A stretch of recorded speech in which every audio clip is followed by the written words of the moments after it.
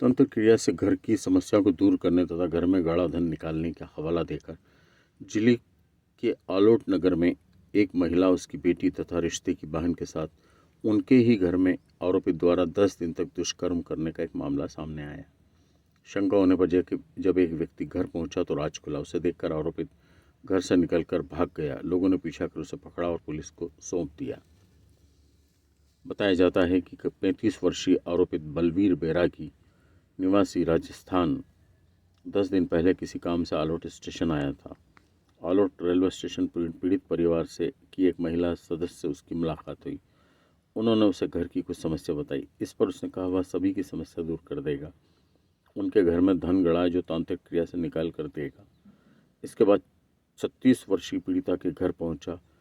पीड़िता के घर पर उसकी 35 वर्षीय मौसेरी बहन अपनी 19 साल की पुत्री के साथ रहती। कथित तांत्रिक ने परिवार के लोगों को लालच तथा झांसा देकर अपने बस में कर लिया।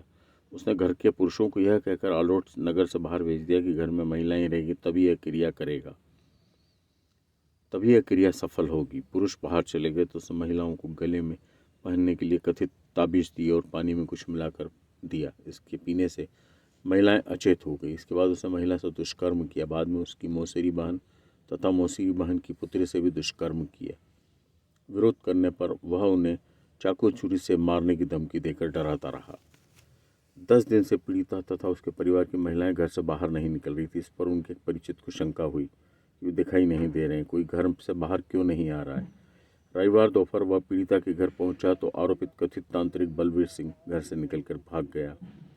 परिचित व अन्य लोगों ने उसका पीछा किया और आलोट रेलवे स्टेशन के पास जाकर उसे पकड़ लिया। इसके बाद वहां लोगों की भीड़ जमा हो गई और लोगों ने उसकी जमकर पिटाई की। इसके बाद उसे पुलिस को सौंप दिया गया।